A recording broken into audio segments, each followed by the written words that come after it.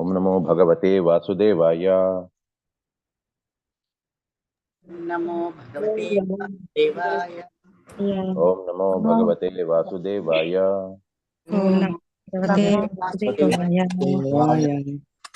ओम नमो भगवते वासुदेवाय।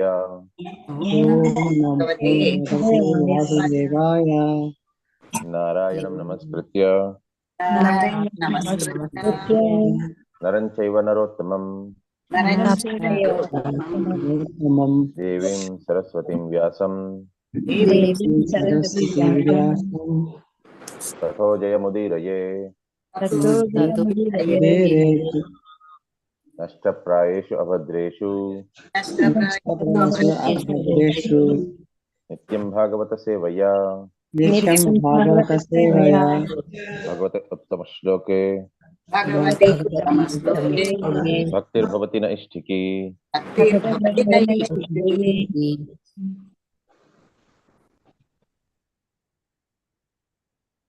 మూడవ స్కందం 20వ అధ్యాయం 7వ శ్లోకం. ఏవాముగ్రశ్రవః పృష్ఠా ఋషిభిర్నైమిషాయనైః భగవత్యర్పితాధ్యాత్మా స్థానాః శ్రూయతామితి. Translation: On being asked to speak by the great sages of Naimisharanya, the son of Romaharsha, Suta Goswami, whose mind was absorbed in the transcendental pastimes of the Lord, said, "Please hear what I shall now speak." So, the భక్తులందరూ కూడా ఇంత ఆహ్లాదంగా ఉండే భగవంతుని గురించి చర్చల్ని చెప్పమని చెప్పేసరికి సూత గోస్వామి ఎవరైతే రోమహర్షుల వారి యొక్క పుత్రుడో అతను మొదలు పెట్టడం స్టార్ట్ చేశారనమాట. అతను మొదలు పెట్టారు భగవంతుని గురించి. సో ఇప్పుడు వీరికందరికీ కూడా హర్షోల్లాసాన్ని ఇచ్చే ఆ టాపిక్ స్టార్ట్ చేయబోతారు. 20వ అధ్యాయం 8వ శ్లోకం. సూత ఉవాచ హరే ధృత క్రోడతనోః స్వమాయయా నిశమ్య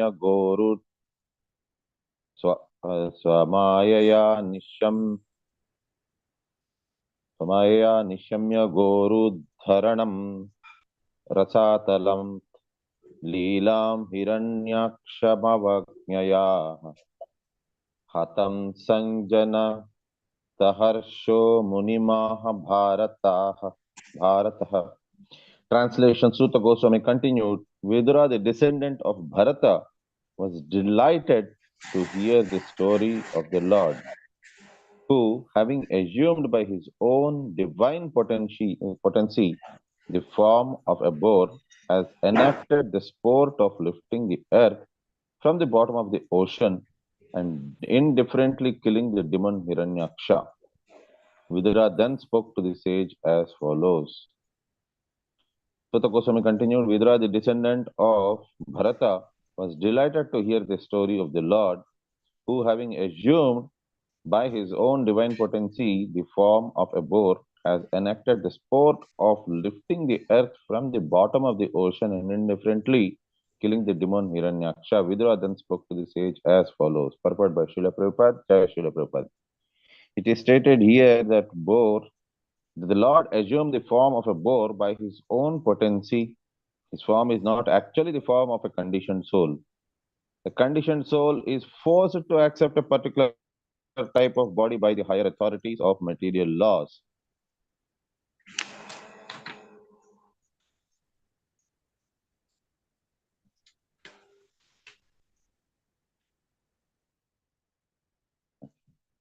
సో మానవులందరికీ ఏంటి అని అంటే వారి యొక్క కర్మ బట్టి వారికి శరీరం అనేది ఇవ్వబడుతుంది.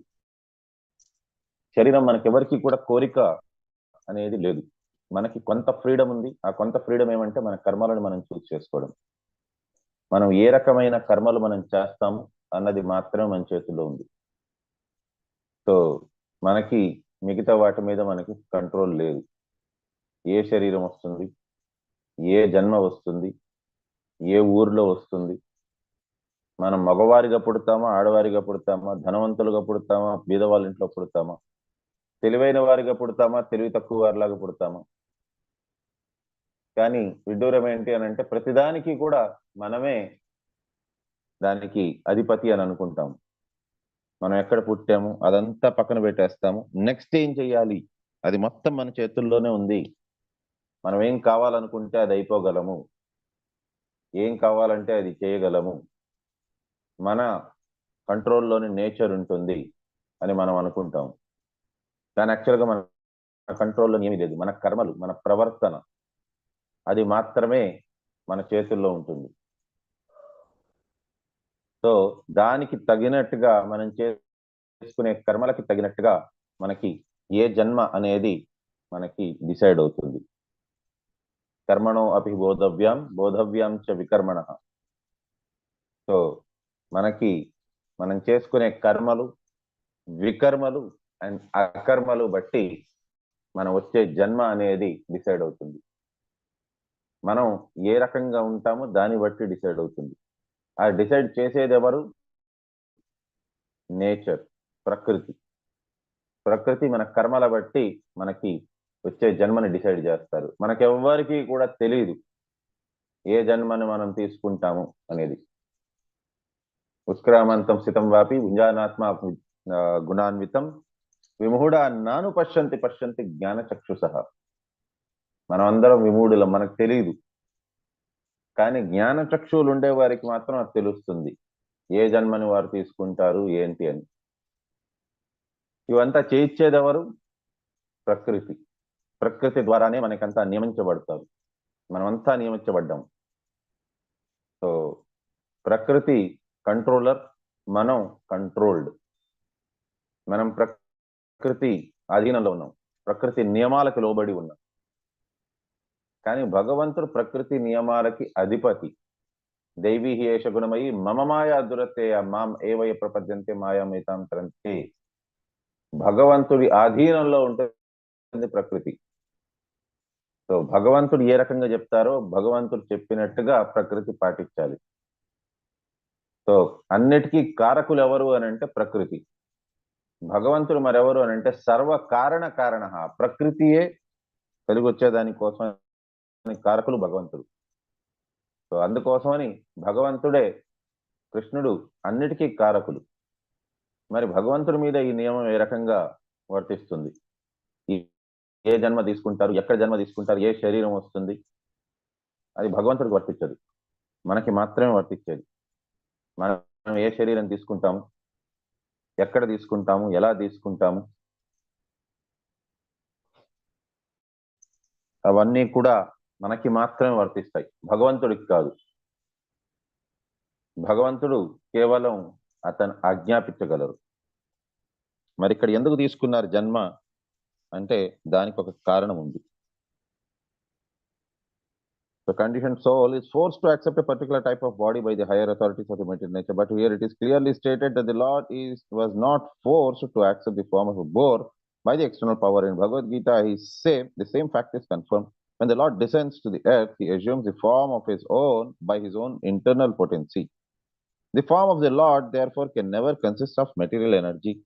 The Mayavada version that when Brahman assumes a form is the form is accepted from Maya is not acceptable, because although Maya is superior to the conditioned soul, she is not superior to the Supreme Personality of Godhead. So మాయావాదుల యొక్క వివాదం ఏంటి అని అంటే వారు చెప్పేది కథనం ఏంటి అని అంటే మాయాదేవి అనగా ప్రకృతి వారే శరీరం అందరికీ ఇస్తారు, వాస్తవమేది. సో భగవంతుడు మాయకి అధిపతి. మమ మాయా దురత్యయ అని అన్నారు. భగవంతుడు దానికి అధిపతి. కానీ భగవంతుడు ఎప్పుడైతే ఈ లోకానికి వస్తారో భగవంతుడు కూడా మానవుల్లాగానే శరీరం తీసుకోవాలి. కాబట్టి మాయాదేవి దగ్గర నుంచి అప్పు అడుగుతారు. సో మాయాదేవి వారికి వారి యొక్క శరీరాన్ని మాయాదేవి ఇస్తారు అని మాయావాదులు అంటారు. సో ఈ కథనం అనేది సరైనది కాదు. ఎందుకు? భగవద్గీతలో చెప్పేస్తున్నారు, జన్మ కర్మచ మేదేవం ఏవమేవ వ్యక్తి తత్వతః అని. అంటే భగవంతుని యొక్క జన్మ, భగవంతుని యొక్క కర్మ అంతా కూడా దివ్యమైనటిది అని. ఎక్కడ కూడా మానవుల యొక్క జన్మ కర్మ అంతా దివ్యమైనది చెప్పలేదు. భగవంతుడిది మాత్రమే దివ్యమైనటిది అని చెప్పారు. మరి భగవంతుడు ప్రకృతి దగ్గర నుంచి అప్పడికి తీసుకోవాల్సినంత అవసరం లేదు. అతను వాటన్నిటికీ అధిపతి. సో ఫర్ ఇన్స్టెన్స్, ఒకవేళ prime minister president of India ఏదైనా ఒక జైల్లోకి విజిట్ చేసి ఒకసారి చూడాలనుకున్నారనంటే, వారు అక్కడికి వచ్చి ఆ జైలర్ నుంచి యూనిఫాము లేకపోతే అథారిటీను అవంతా కూడా అతను ఆ పర్మిషన్స్ అంతా అడగరు. అతను డైరెక్ట్ గా అక్కడి నుంచి తన పిఏనో ఎవరినో పంపిస్తారు. ఆ పిఏ తీసుకొని వస్తారు లెటర్. వచ్చి ఆ జైలర్కి ఇవ్వగానే ఆ జైలర్ గజగజ వణికిపోతారు. ఏంటి, ప్రైమ్ మినిస్టర్ ప్రెసిడెంట్ ఇక్కడికి వద్దాం అనుకుంటున్నారా? అప్పుడు prime minister president higher authorities వాళ్ళు వస్తున్నారు అనగానే వీళ్ళు సన్నాహాలు మొదలు పెట్టేస్తారు. అక్కడంతా కూడా బాగా నీట్ గా సర్దించడం, పక్కాగా అంతా రెడీ చేసి ఉంచడం, ఆ రకంగా చేసి ఉంచుతారు. అంతేగాని ప్రైమ్ మినిస్టర్ ప్రెసిడెంట్ ఎవరో వస్తున్నారు అనేసని వాళ్ళు వచ్చి పర్మిషన్ తీసుకొని నాకు అథారిటీ లెటర్ ఒకటి ఇస్తారా, మీరు ఇస్తే నేను లోపలికి వెళ్తాను, మీరు నాకు ఒక యూనిఫామ్ ఇవ్వాలి, అదంతా లేదు. వారు కావాలనుకుంటే వారి యొక్క రెగ్యులర్ డ్రెస్ లోనే రావచ్చు. లేదు అని అంటే వారు ఏదైనా ఒక యూనిఫామ్ ని వారంతటికి వారే ధరించుకొని రావచ్చు. అది వారి ఇష్టం. అది వారు ఆ పరిస్థితులకి అనుకూలంగా ఏది వేసుకొని రావాలో వారు అది వేసుకొని వస్తారు. అంతేగాని వారు పర్మిషన్ అడిగి ఇక్కడ వారి దగ్గర నుంచి ఏది కూడా అడిగి తీసుకోరు. అదే రకంగా భగవంతుడు కూడా ఎప్పుడైతే వస్తారో, భగవంతుడు ఆ పరిస్థితికి అనుకూలంగా వారు వచ్చిన ఉద్దేశం ఏంటి? లోక కళ్యాణం, ముఖ్యంగా భక్తులకి ఆహ్లాదం. దానికోసమని ఏదైతే అవసరం ఉన్నదో అటువంటి ఆ బయట కవరింగ్ ని భగవంతుడు ధరించుకొని వస్తారు. అంతేగాని మాయాదేవికి సంబంధం లేదు. అది మాయాదేవి కేవలం భగవంతునికి దాసురాలు. భగవంతుడి అనంత కోటి దాసుల్లో నుంచి మాయాదేవి ఒక దాసురాలు. సో ఈ రకంగా భగవంతుడు కేవలం ఆహ్లాదాన్ని పంచేదాని కోసం వస్తారు, తన ఇష్టం అనుసారంగా వస్తారు. అంతేగాని ఎవరి కట్టుబాటులో ఉండి రారు. ఇది మాయావాదుల యొక్క వాదన. వారు ఏంటి అనంటే ఈ రకంగా కల్పితమైనటి వాటిని వారు చెప్తారు. సో ఇవంతా ఎందుకు ప్రభుపాదుల వారు మాటి మాటికి మాయావాదుల ఫిలాసఫీ గురించి కూడా చెప్తున్నారు, ప్రస్తావన ఎందుకు తీసుకొని వస్తున్నారు అంటే, ఇది చాలా ఇంపార్టెంట్. మీరు తెలుసుకోవాల్సింది, మనం భగవద్గీత గాని శ్రీమద్ భాగవతం గాని కేవలం భక్తుల సాంగత్యంలోనే వినాలి. వారు చెప్పిన దాని ప్రకారంగా గురు శిష్య పరంపరలో వచ్చిన వారి ద్వారా, లేక వారు అథారిటీ చేత వారు చెప్పబడి ఉండాలి. నియామకం అనేది అథారిటీ ద్వారా చేయబడి ఉండాలి. ఆ గురు శిష్య పరంపరలో నుంచి వచ్చిన వారి ద్వారా వారు ఆథరైజ్డ్ అయి ఉండాలి. వారు చెప్పినట్టుగా మాత్రమే మనం భాగవతం గాని భగవద్గీత గాని వినగలం. ఇతరులు ఎవరు చెప్పినా సరే కూడా అది పాలు ఏదైతే సర్పము ద్వారా దాన్ని రుచి చూడబడ్డాదో అటువంటి పాలతో సమానం, విషపూరితమైనది. దాన్ని ఎట్టు పరిస్థితుల్లోని వారి దగ్గర నుంచి మాత్రం వినరాదు.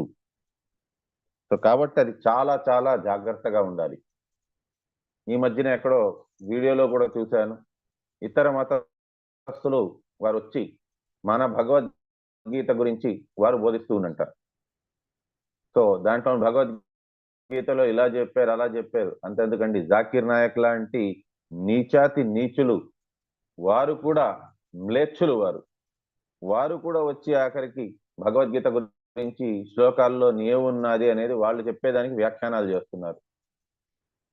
సో అటువంటిది విన్నారు అని అంటే సర్వనాశనం అయిపోతుంది. మనకి రావాల్సిన జ్ఞానం కాస్త నాశనం అయిపోయి మనం అజ్ఞానం దారిలో వెళ్తాం. మనిషి యొక్క జీవిత లక్ష్యం ఏంటి అని అంటే, అందుకోసం స్కూల్లో చూడండి, ఎక్కడికి వెళ్ళినా సరే కూడా ప్రతి ఒక్క దగ్గర ఓం అజ్ఞాన తిమిరంధస్య జ్ఞానాంజన శలాకయ అని అంటారు. అది కూడా ఎవరిని అడుగుతారు? చక్షురు నిలితమ్యేన తస్మై శ్రీ గురవే నమః, గురువుని అడుగుతారు. అజ్ఞానం నుంచి నన్ను జ్ఞానం పక్కకి తీసుకెళ్ళండి అని. అసతోమ సద్గమయ, తమసోమ జ్యోతిర్గమయ, మృత్యోర్మ అమృతం గమయ. ఇది ప్రార్థనలు చేసేది మనం విద్యా మందిరాల్లోని తెల్లారి ప్రార్థన. అజ్ఞానం నుంచి జ్ఞానం పక్కకి తీసుకెళ్ళండి అని. కానీ ఇటువంటి అజ్ఞానపూరితమైన వాక్యాలు వినిన తర్వాత అజ్ఞానం పక్కకే వెళ్తారు. నిజం చెప్పాలంటే లోకమంతా అజ్ఞానంలోనే ఉన్నది, అజ్ఞాన అంధకారాల్లో ఉన్నది. కేవలం భక్తులు మాత్రమే, కృష్ణుడి యొక్క భక్తులు మాత్రమే ఆ అజ్ఞానం నుంచి బయటకు వచ్చేదానికి కనీసం ప్రయత్నం చేస్తున్నారు. అందరూ వచ్చి ఉండకపోవచ్చు, కానీ కనీసం ప్రయత్నం చేస్తున్నారు. కలియుగంలోని ఈ అజ్ఞానం అనేది చరమసీమలో చేరిపోయి ఉన్నది. ఎందుకనంటే ఈ అజ్ఞానం, అంధకారం పెంచే మార్గాలే ఎక్కువ ఉన్నాయి, కానీ జ్ఞానం కనిపించే మార్గం ఎక్కువ లేదు. కాబట్టి కలియుగంలోని అందరూ కూడా భగవద్గీత, శ్రీమద్ భాగవతం అది తెలుసుకునే ప్రయత్నం చేయాలి. అది కూడా ఒక ప్రామాణిక గురువు దగ్గర.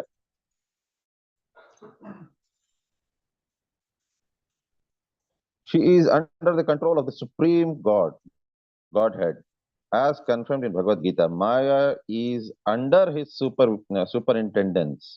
Maya cannot overcome the Lord. Mayadevi భగవంతుడి కంటే శక్తివంతుడు కాలేరు. The Mayavada idea that the living entity is the supreme absolute truth but has become covered by Maya is invalid. Because Maya cannot be great that it can cover the supreme. The covering capacity can be employed on the part and parcel of Brahman, not on the supreme Brahman. So, Brahma Satyam Jagat Nityam అని అంటారు. మనిషి కూడా మాయ ద్వారా, అంతా విష్ణు మాయ అంటారు. మాయ ద్వారా మనం కర్మబడిపోయి ఉన్నాము అని. కరెక్టే, మనమంతా కూడా మాయ ద్వారా కర్మబడి ఉన్నాము. కానీ ఆ మాయాదేవికి శక్తి ఎక్కడున్నది అని అంటే, ఎవరిని కమ్మగలరు అని అంటే, మానవ మాతృలు ఎవరైతే వారి యొక్క ఆధిపత్యాన్ని స్వీకరించారో వారిని మాయాదేవి కమ్మగలరు. మనం అన్ని కూడా మనకి ఇబ్బందులు, కష్టాలే ఉంటాయి ఈ లోకంలోని. అది ఒక ఫోటో మీరు అందరూ కూడా చూసుంటారు. ఒక మనిషి ఒక చెట్టు నుంచి వేలాడుతూ ఉంటాడు కిందకి. కిందన చెరువు ఉంటుంది, ఆ చెరువులో మొసళ్ళు ఉంటాయి. ఒకవేళ ఏదో ఒక రకంగా చెరువు నుంచి తను సురక్షితంగా భూమి మీదకి వచ్చాడంటే భూమి మీద ఒక పులి కాచుకొని ఉంటుంది. అండ్ అదే రకంగా ఆ చెట్టు కొమ్మకి, ఏ కొమ్మకైతే వేలాడుతూ ఉంటాడో ఆ చెట్టు కొమ్మకి ఒక విషపూరితమైన పాము చుట్టుకొని ఉంటుంది, కరెక్ట్గా కాటేసేదానికి రెడీగా ఉంటుంది. ఆ రకంగా అన్ని జగాలన వారికి మృత్యు మాత్రమే గోచరిస్తూ ఉంటుంది. ఇబ్బందులే ఇబ్బందులు, వారికి బ్రతికే అవకాశమే లేదు. కానీ ఆయన అటువంటి పరిస్థితుల్లో కూడా పైన ఎక్కడో ఒక తేనె పట్టు నుంచి ఒక చుక్క తేనె కారుతూ ఉంటుంది. సో ఆ తేనె అతని ముఖం నుంచి ఎప్పుడైతే కారుతుందో ఆయన నేలకి కొద్దిగా తగిలి తీయగా రుచి తగ్గుతుంది. అబ్బో ఇదేదో అద్భుతంగా ఉందే అని పైకి చూస్తూ నేలకని బయట పెడతారు. ఆ రెండో చుక్క కరెక్ట్ గా ఈసారి నా నేలకి మీదే పడాలి అని. ఇది మనుషుల యొక్క పరిస్థితి. మనందరికీ కూడా ఇమ్మినెంట్ చావు రెడీగా ఉంది. ఏదో ఒక రోజు, ఈ రోజు కాకపోతే రేపు, రేపు కాకపోతే ఎల్లుండి, లేకపోయిందంటే 10 సంవత్సరాల తర్వాత, 20 సంవత్సరాల తర్వాత, 30 సంవత్సరాల తర్వాత ఎప్పుడో ఒకప్పుడు చావు మాత్రం ఖచ్చితంగా మన కోసం ఎదురు చూస్తుంది. అండ్ మనం అయినప్పటికీ కూడా మన జీవితంలోని మనం చేసే కర్మలన్నీ ఎటువంటి ఉన్నాయి అని అంటే మనల్ని నరకానికి తీసుకెళ్లేలాంటివి ఉన్నాయి. సో ఇంత ఉన్నా సరే కూడా మనకందరికీ తెలుసు, అహాని అహాని భూతాని గచ్చంతి హయమాలయం శేష స్థావరం ఇచ్చంతి కిమాశ్చర్యమత పరం. ప్రతిరోజు మనం చూస్తున్నాం, ఎంతో మంది చనిపోతున్నారు, యమాలయానికి వెళ్తున్నారు, కానీ మనం ఇక్కడే ఉండిపోతామని అనుకుంటాం, ఎప్పటికీ మనం వెళ్ళమనుకుంటాం. ఇది దీనికంటే మించిన ఆశ్చర్యం ఇంకోటి ఏముంది? ఇంకొక ఆశ్చర్యం కూడా ఉంది. సులభం భగవాన నామం జిహ్వచా వశవర్తుని తథాపి నరకం యాంతి కిమాశ్చర్యమతః పరం. భగవంతుడి నామం ఇంత సులభమైనది, కానీ దాన్ని మనం ప్రాక్టీస్ చేయం. మనం అంటే మానవ మాతృలు. సో దీనివల్ల, జపం చెయ్యని దానివల్ల వారి యొక్క కర్మలన్నీ కూడా వారి మీద ఎఫెక్ట్ చూపిస్తాయి. మళ్ళీ మళ్ళీ జన్మ తీసుకుంటారు, మళ్ళీ మళ్ళీ నరకానికి వెళ్తూ ఉంటారు. కానీ దీనికి మించిన ఆశ్చర్యం ఇంకేముంటుంది? తెలిసి నరకానికి వెళ్ళడం. సో దీనికోసం ప్లాన్ చేయడం కదా ఇంపార్టెంట్. దీని తర్వాతే కదా మిగతా ప్లాన్స్ వచ్చేది. ఈ జీవిత కాలంలో ఎలా సుఖంగా ఉండాలి, ఏ రకంగా ఇంద్రియాలకి భోగాన్ని కలిగించాలి అనేదే ఆలోచిస్తారు. కానీ అది కూడా విఫలమే అవుతాయి. మీ జీవిత కాలంలోనే ఒకసారి మీరు ఆలోచించండి, మీకు వచ్చిన జీతం ఎంత, అంతా యాడ్ చేయండి. మీ సుమారుగా మీ మనసులోని కొన్ని ఖర్చులు ఉంటాయి. ఇది ఖర్చు. సో ఆదాయము మైనస్ ఖర్చులు తీసేశారు అని అంటే మన మిగిలిన డబ్బులు, ధనరాశి ఉండాలి. ఎక్కడుంది ఆ డబ్బులు? ఎవరి దగ్గర లేదు అంత డబ్బులు. మనం అంతా యాడ్ చేసుకున్నామంటే మన జీవితంలో ఆర్జించిన డబ్బులు కొన్ని కోట్లలో వస్తుంది. ఖర్చులు కొన్ని వేలే అయి ఉండాలి, ఇఫ్ నాట్ వేలు కొన్ని లక్షలు అయి ఉండాలి. మరి మిగతా 50 లక్షలు 70 లక్షలు మన లెక్కల ప్రకారం ఉండాలి. ఎవరి దగ్గర ఉన్నదంతా? ఎవరి దగ్గర లేదు. వచ్చిన డబ్బులు ఎక్కడ ఖర్చు అయిపోతుందో తెలియదు. ప్రతి ఒక్కరి యొక్క ప్రాబ్లమే అది. ధనం సంపాదిస్తున్నాం కానీ ఖర్చు అయిపోతుంది. ఎక్కడ ఖర్చు అవుతుంది తెలియటం లేదు, జారిపోతుంది చేతుల్లోంచి. అంతే ఇది కూడా, మన జీవిత కాలం కూడా అంతే. మనం ఇంకా ఇప్పుడే జస్ట్ నడక నేర్చుకున్నాము, పెద్దవారు అయ్యాము అని అనుకుంటాము, చదువుకుంటున్నాము. చదువుకున్న తర్వాత ఉద్యోగం వచ్చింది, ఉద్యోగం తర్వాత పెళ్ళయింది, పిల్లలు పుట్టారు. ఎప్పుడు పిల్లలు పెద్దవాళ్ళు అయిపోతారో, ఎప్పుడు మనం ముసలాళ్ళం అయిపోతామో, ఎప్పుడు చావు మనకి దగ్గరికి వచ్చేస్తుందో మనకు అది తెలియని కూడా తెలియదు. ఏదో ఒక రోజు పోవాలి. కానీ వీటన్నిటి మధ్యలోని మనం ఇంకా కూడా ఈ రోజుకి కూడా ఇప్పటికి కూడా ఒక్క కప్పు కాఫీ ఇంకా తాగితే బాగును, ఒక కప్పు టీ తాగితే బాగును, నాన్ వెజ్ ఖచ్చితంగా మానేస్తాను, ఉల్లిపాయలు మానేస్తాను, రేపటి నుంచి మానేస్తాను, ఎల్లుండి నుంచి మానేస్తాను. ఇనిషియేషన్ ఇప్పుడప్పుడే నేను రెడీగా లేను. అక్కడ జయపతాక మహారాజుల వారు రెడీగా ఉన్నారు ఇనిషియేషన్ ఇచ్చేదానికి. ఎవరున్నారు భక్తులు? రండి రండి రండి రండి. లౌల్యం లేదు, అవసరం లేదు, నాకు ఇప్పుడు అవసరం లేదు, తీసుకుంటాను, త్వరలోనే తీసుకుంటాను.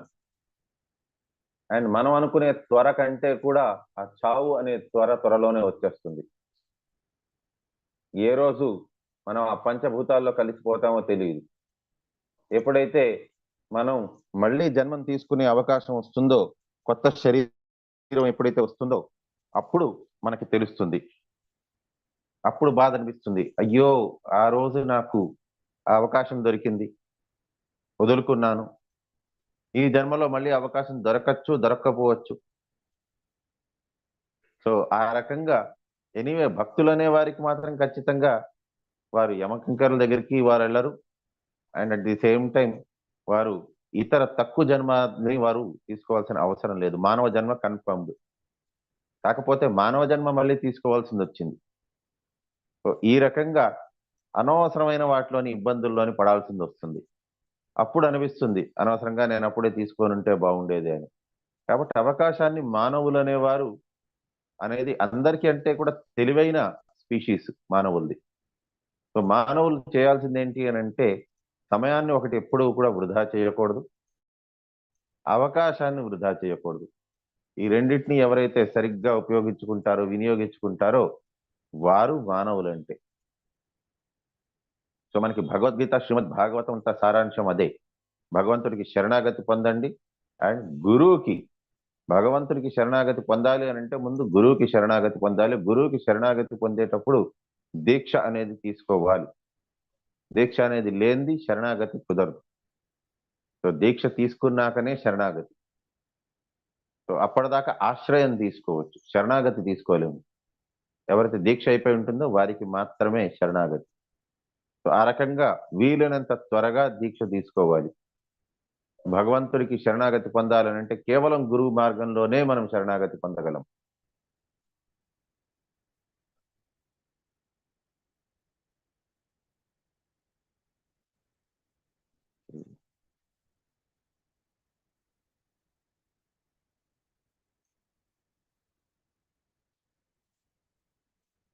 ఓకే, 9వ శ్లోకము. విదుర ఉవాచ ప్రజాపతి పతి సృష్ట్వా प्रजा सर्गे प्रजापतिन् किमारभत मे ब्रह्मन् ప్రభు వ్యక్త మార్గవిత. ఓకే, ఇది శ్లోకం చదివేశారా? ఇది చదవలేదు అనుకుంటాను. లేదు ప్రభుజీ, ఇక్కడ నుంచి స్టార్ట్ చేయాలి ప్రభుజీ. ఎవరైనా హ్యాండ్స్ రైజ్ చేసి శ్లోకం చదవండి. శ్లోకం చదవడానికి హ్యాండ్ రైజ్ చేయండి మాతాజీ. హైమావతి మాతాజీ చదవండి మాతాజీ. హరే కృష్ణ ప్రభుజీ. విదుర ఉవాచ ప్రజాపతి సృష్ట్వా ప్రజా సర్గే ప్రజాపతిన్ కిమారభత మే బ్రహ్మన్ ప్రబ్రూహ్య వ్యక్త మార్గవిత్. చెప్పించాలా మాతాజీ? ప్రభుజీ చెప్పించండి మాతాజీ. విదుర ఉవాచ ప్రజాపతి సృష్ట్వా ప్రజా సర్గే ప్రజాపతిన్ కిమారభత మే బ్రహ్మన్ ప్రబ్రూహ్య వ్యక్త మార్గవిత్. విదుర ఉవాచ ప్రజాపతి సృష్ట్వా ప్రజా సర్గే ప్రజాపతిన్ కిమారభత మే బ్రహ్మన్ ప్రబ్రూహ్య వ్యక్త మార్గవిత్. విదుర ఉవాచ ప్రజాపతి సృష్ట్వా ప్రజా సర్గే ప్రజాపతిన్ కిమారభత మే బ్రహ్మన్ ప్రబ్రూహ్య వ్యక్త మార్గవిత్.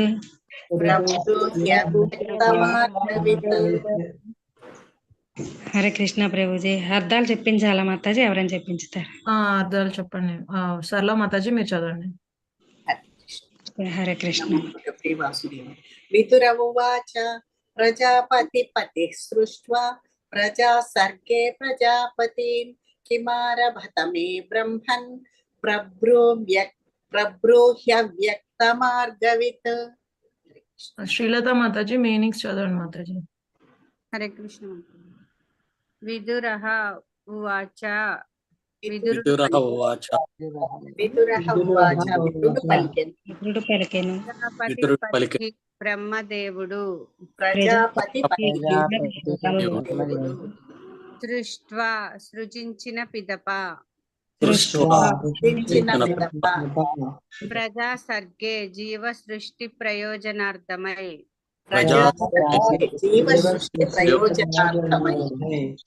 ప్రజాపతిన్ ప్రజాపతులను కిం ఏమి ఆరభత మొదలు పెట్టెను మే నాకు బ్రహ్మన్ ఓ బ్రాహ్మణుడా ప్రబ్రూహి తెలుపుడు అవ్యక్త మార్గవిత్ మేమెరుగని విషయమును ఎరిగినవాడా.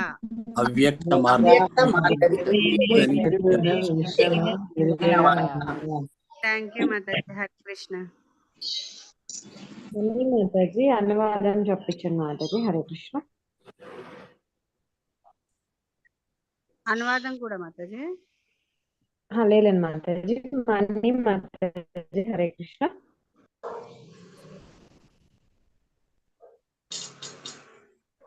చెప్పించండి మాతాజీ. శ్రీలక్ష్మి మాతాజీ అనువాదం. ఓకే మాతాజీ. విదురుడు పలికెను, ఓ బ్రాహ్మణుడా, మాకు అచింత్యములైన విషయములను మీరెరుగుదురు కనుక జీవులను సృజించుటకు ప్రజాపతులను సృష్టించిన పిదప బ్రహ్మదేవుడు ఏమి చేసెనో తెలియజేయుడు. విదురుడు పలికెను, విదురుడు ఓ బ్రాహ్మణుడా ఓ బ్రాహ్మణుడా మాకు అచింత్యములైన విషయములను తెదుగుదురు కనుక జీవులను సృజించుటకు ప్రజాపతులను సృష్టించిన పిదప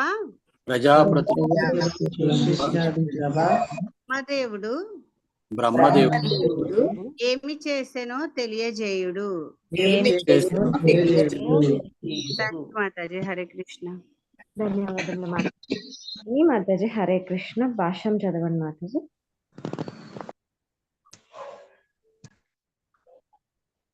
లక్ష్మీ బాలిక మాతాజీ చదవండి మాతాజీ. భాష్యం హరే కృష్ణ.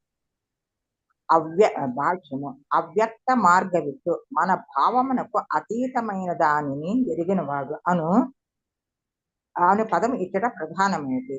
అచించములైన విషయములను ఎరుగుటకు మనుజుడు గురు శిష్య పరంపరలో మన ప్రామాణికుడు నుండి వానిని చేరవలను. ఉదాహరణకు మన తండ్రి ఎవరో ఎరుగుటకు మన దృష్టికి అతీతమైనది దానికి తల్లియే ప్రమాణము. అదే విధముగా మనకు అచించమైన ప్రతి విషయమును ప్రామాణికుని అనగా వాస్తవముగా ఎరిగిన వాడు నుండియే మనము అవగతము చేసుకొనవలను. మొట్టమొదట అవ్యక్త మార్గవిత్తు అనగా ప్రామాణికుడు బ్రహ్మదేవుడే. ఇక పరంపరలో ఉన్న తదుపరి ప్రామాణికుడును నారదముని, మైత్రేయ ఋషి ఇదే పరంపరకు చెంది ఉన్నందున అతడు అవ్యక్త మార్గవిత్ అయి ఉన్నాడు. అదే విధముగా ప్రామాణికుడకు గురు పరంపరలో ఉన్న వారు ఎవరైనా అవ్యక్త మార్గవిత్ అనగా సాధారణమైన వ్యక్తి, అతీతమైన దాన్ని ఎరిగి ఉన్నవాడు కాగలడు. హరే కృష్ణ మాతాజీ. హరే కృష్ణ మాతాజీ. ధన్యవాదాలు. Jai Srila Prabhupada. Significant here is the word avyakta margavit, one who knows that which is beyond our perception. To know matters beyond one's perception, one has to learn from the superior authority in the line of disciplic succession. Avyakta margavit అంటే ఎవరికైతే అవ్యక్తం మనకి తెలియదు ఆ మార్గం. So ఆ మార్గం గురించి ఎవరికి తెలుసుంటుందో వారిని అడిగి తెలుసుకోవడం. సో మనం ప్రతిసారి చేసేది కూడా అదే. చదువు గురించి మనకి తెలియదు, మనకి సబ్జెక్ట్స్ మనం తెలుసుకోవాలి అనుకుంటే ఎవరైతే ఆ సబ్జెక్ట్ గురించి జ్ఞానం ఉన్నాదో అటువంటి టీచర్ దగ్గరికి మనం వెళ్తాం జ్ఞానార్జన చేసుకునేదానికి. సో కాబట్టి గురువు అనేవారు ప్రామాణికంగా ఎప్పటి నుంచో వస్తూనే ఉన్నారు. సో ఇప్పుడు మనకి జ్ఞానినాం తత్వదర్శనం. సో మనకి జ్ఞాని అనే ఆ గురువు మనకి తత్వాన్ని దర్శనం మనకి చేపిస్తారు. సో కాబట్టి ఒక సుపీరియర్ అథారిటీ దగ్గర తెలుసుకోవడం అనేది, ఒక డిసిప్లిన్ సక్సెషన్ గురు శిష్య పరంపరలో వచ్చిన వారి దగ్గర తెలుసుకోవడం అనేది అది చాలా important. Just to know who is our father is beyond our perception.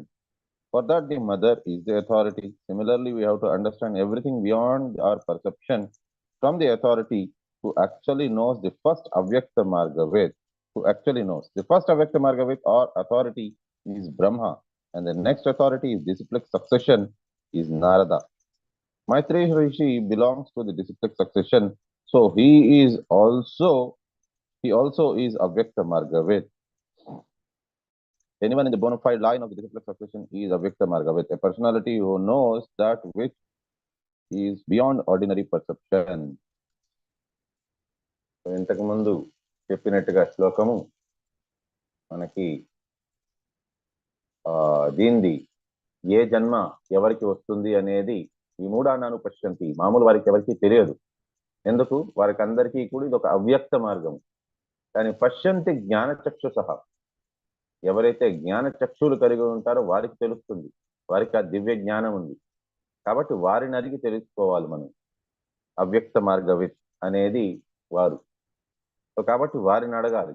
అడిగి అది కూడా ఎలా అడగాలి అంటే మనకి దానికి కూడా ఒక పద్ధతి ఉన్నది. మనం ఇష్టం వచ్చినట్టుగా అడిగేదానికి లేదు.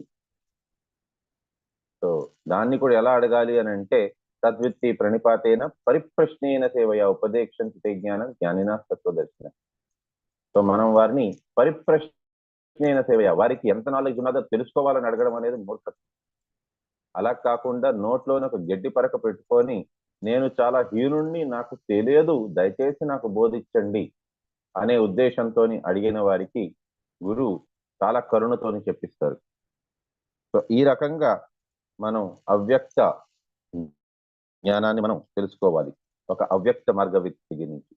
ఎందుకనంటే జ్ఞానినా తత్వదర్శిన, వారికి జ్ఞానం ఉంది, వారి తత్వాన్ని వారు చూశారు.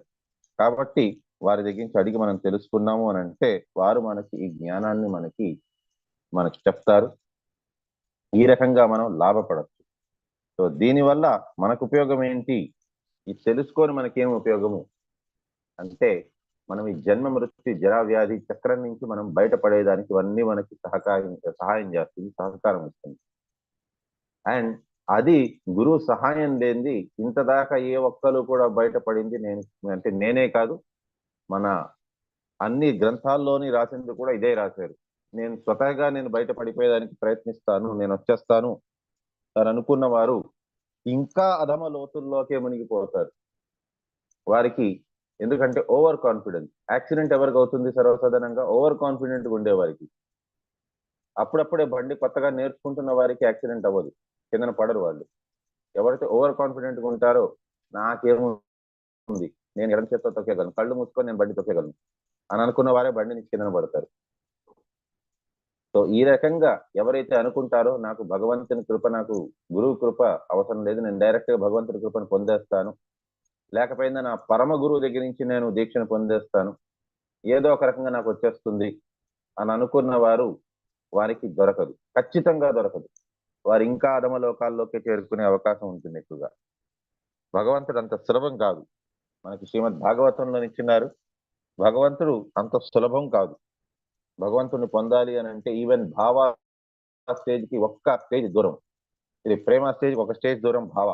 సో భావ స్టేజ్ లో ఉండే భరత్ మహారాజ్ కూడా ఆఖరికి భగవంతుడు అంత సులభంగా దొరకలేదు.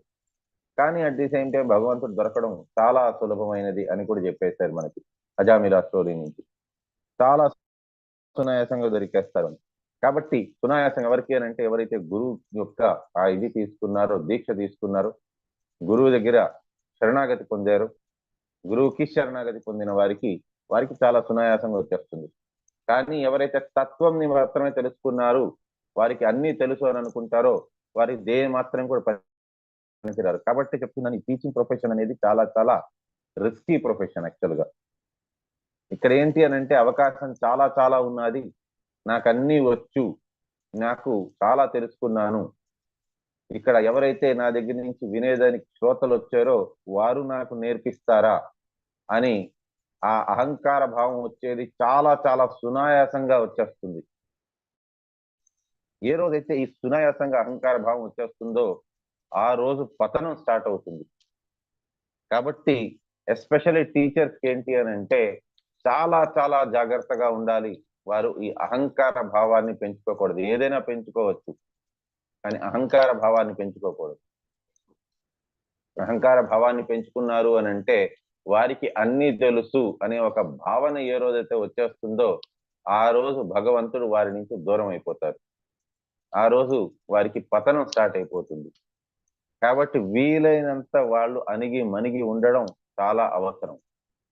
ఇన్ఫాక్ట్ భక్తి సిద్ధాంత సరస్వతి గోస్వామి ఠాకూర్ ప్రభుపాదుల వారు చెప్పింది ఏంటి అని అంటే తెల్లారి పూట ఒక 100 సార్లు చెప్పుతో కొట్టుకోవాలి మన నెత్తి మీద మనం, సాయంత్రం పూట 100 సార్లు చీపురు కట్టతో కొట్టుకోవాలి అని. సో ఇది నార్మల్ వారికి. మరి అలాంటప్పుడు ఆలోచించండి, ప్రీచింగ్ చేస్తున్న ఒక అభక్తుడు అని అంటే ఎందుకు అభక్తుడు అంటున్నానంటే యాక్చువల్గా అందరం భక్తులమే, కానీ ప్రీచింగ్ చేస్తున్నాము అని అంటే ఆ అహంకారం వల్ల అభక్తులం అయిపోతాము. అహంకారం అనేది చాలా చాలా డేంజరస్ అండి. సో ఆ అహంకారం నుంచి ఎప్పటికీ కూడా దూరంగా ఉండాలి. కాబట్టి వీలైనంత అణిగిమణిగి ఉండేలాంటి ప్రయత్నం చేయాలి టీచింగ్ ప్రొఫెషన్ లో ఉండేవాళ్ళు. సో ఎప్పుడైనా ఆలోచించండి, చూడండి, మీరు కూడా చూడండి, మామూలుగా స్కూల్లోని సర్వసాధారణంగా ఎవరైనా స్టూడెంట్ టీచర్ని కరెక్ట్ చేసేదానికి ప్రయత్నిస్తే టీచర్కి చాలా అహంకార భావం వచ్చేస్తుంది. ఏంటి, నువ్వే నాకు చెప్తావా అన్నట్టుగా. సో అది భౌతికమైన విద్యలోని వారికి ఉన్నా సరే కూడా దాని గురించి నేను కామెంట్ చేయను. కానీ ఆధ్యాత్మిక విషయంలోని మాత్రం ఆ అహంకార భావం అనేది అస్సలు ఉండకూడదు. కాబట్టి టీచింగ్ ప్రొఫెషన్ లో ఉండే వారికి ఇంకా ఎక్కువ వారు గురువు పట్ల నిష్ఠ అనేది ఉండాలి. స్వామి మీరే నా చేత చెప్పించాలి, నాకు ఆ క్షమత ఆ శక్తి నాకు లేదు నేను చెప్పేదానికి, మీరు మాత్రమే చెప్పించగలరు, మీరు చెప్పిస్తేనే నా నోటి నుంచి ఆ వాక్యాలు వస్తాయి. అది కూడా ఎందుకు, నా మీద కరుణ చూపించాల్సిన అవసరం లేదు స్వామి, నా మీద కరుణ చూపిస్తే అద్భుతం, కానీ నేను కరుణ పాత్రుని కాదు నాకు తెలుసు. కాకపోతే కరుణ చూపించండి శ్రోతల మీద. ఇంతమంది వచ్చారు వింటున్నారు, వారు ఏదో మంచి విషయాలు నేను చెప్తాననే ఉద్దేశంతో వచ్చారు. అది కూడా మందిరం ద్వారా నియామకం చేయబడిన నాకు, నా మాటలు వినేదానికి, అండ్ మందిరం ద్వారా నియామకం చేయబడిన ఆ సమయానికి వారు వచ్చి వింటున్నారు. వారిని అట్లీస్ట్ వారి మీద జాలి చూపించండి, వారు సరైన మాటల్ని వినగలచాలి. కాబట్టి మీరు కృప చూపించి నా నేలకి నుంచి వచ్చే, నా నోటి నుంచి వచ్చే ప్రతి వాక్యాన్ని, ప్రతి అక్షరాన్ని మీరే శుద్ధీకరణ చేసి వారికి వినేలాగా చేయించండి. నా నోటి నుంచి ఏది కూడా ఒక్క రకంగా కూడా లేకపోయిందా పలు రకాల ఏ రకంగా కూడా సరైన సమయానికి సరైన ఉద్దేశంతో సరైన మాటలు రావాలి. ఆ రకంగా మీరే చేయించగలరు ఓ గురుదేవా అని ప్రార్థించాలి. ఈ రకంగా ప్రార్థిస్తేనే గురువులు మన నోటి నుంచి సరైన వాక్యాలని సరైన సమయానికి, ఎందుకంటే సరైన వాక్యాలు రావచ్చు కానీ సమయం సందర్భము సరైనది కాకపోతే అది దానికి విలువ ఉండదు. అండ్ ఉద్దేశం కూడా సరైన ఉద్దేశం అయింది. సో వారికి కూడా అర్థమయ్యే ఉద్దేశం కూడా, ఇది శ్రోతలకు కూడా అర్థం కావాలి, ఆ ఉద్దేశం తెలుసుకోగలచాలి. సో ఉద్దేశం కూడా సరైనది కాకపోతే దాని అర్థమే పూర్తిగా మారిపోయే అవకాశం ఉంది. కాబట్టి ఈ మూడు కూడా గురు మహారాజ్ని ఎప్పుడైతే ప్రార్థిస్తామో గురు మహారాజే ఇవంతా కూడా చేస్తారు. సో ఇక్కడ నేను అర్థం చేసుకోవాల్సింది, లేక నాలాగా ఎవరైతే టీచింగ్ ప్రొఫెషన్ లో ఉన్నారో వారు తెలుసుకోవాల్సింది ఏమంటే, అంతా కూడా భగవంతుడే చేయిస్తున్నారు, నేను కాదు. కాబట్టి నేను దేనికి అహంకార పడకూడదు, నేను చెప్తున్నాను అనే భావన రాకూడదు. యాక్చువల్గా నేను కాదు అది చేసేది, నా గురు మహారాజ్ నా చేత చేయిస్తున్నారు. సో ఇక్కడితోని మనం విరామం తీసుకుందాం.